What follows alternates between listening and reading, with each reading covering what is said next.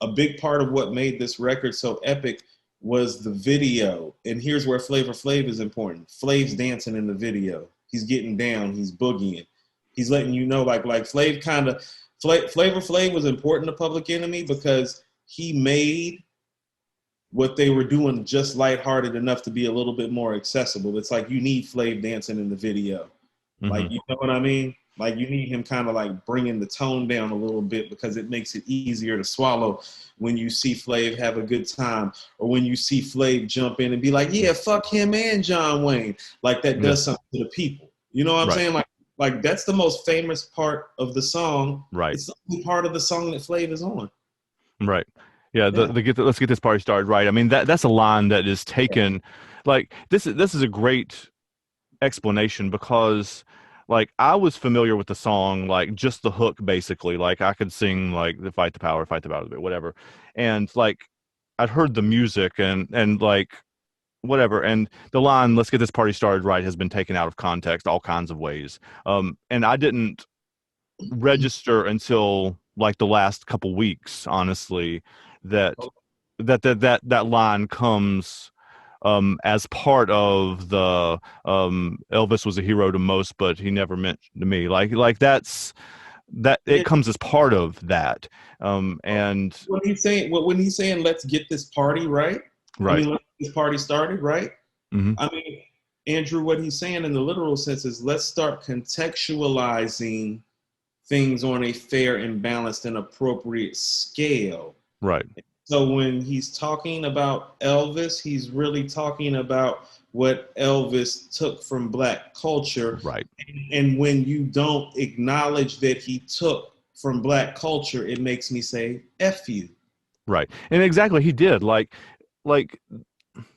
and I'm coming at it from a place like I used to sing Elvis songs at karaoke when I was in high school. Like that's so I'm obviously coming at this at a different angle, but like you have, like, your heroes, our heroes are complicated people, man. Like they can have good music, but also be part of a society that stole stuff from this creators. Like, and I mean, he was the one who brought that sound not to the masses, but brought it and made it, like you're kind of like you're talking about for Flav too, like made it palatable for the wider culture.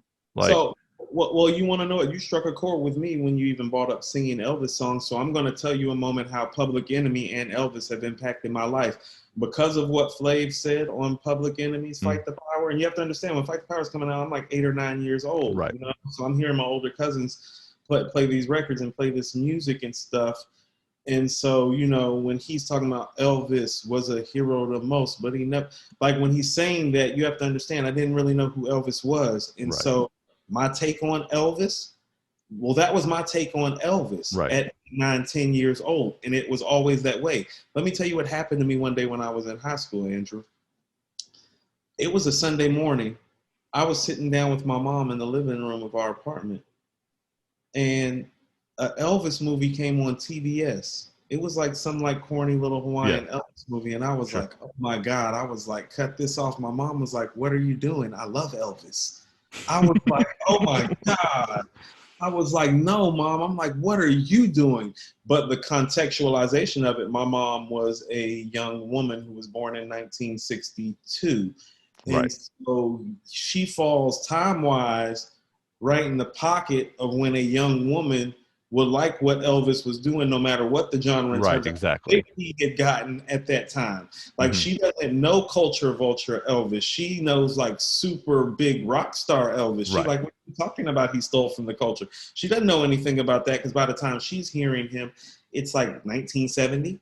71, 72, 73. He's and that's late Elvis too. That's like, that's what I mean. He's already Elvis by then. So when I'm like, he's a whole, you know what, and I'm basing it on what Public Enemy is saying. You see how the contextualization of things? Yeah. Yeah, man. So like one of the things that verse particularly, but the whole song really does for me is, and obviously it's one of the first songs that I've listened to and like I know that most hip hop music is not, I don't say it's not made with me as a target audience, but like I'm not the first person you think of, obviously, as when you're making those songs, right? Mhm. So like it's one of those experiences where like this song is like I am not the target audience for the song. Like No, and absolutely that's fine. not. There's nothing wrong with that. It's just um most people who look like me are not used to that experience, I guess. I think the beautiful thing about a record like this, and that's why I stress kind of like the hit and Hmm. the hit side of it and the visual aid side of it, Mm. is because, well, this is one of those records that got forced down a lot of people's throats about how big of a hit it was, whether you liked it or not.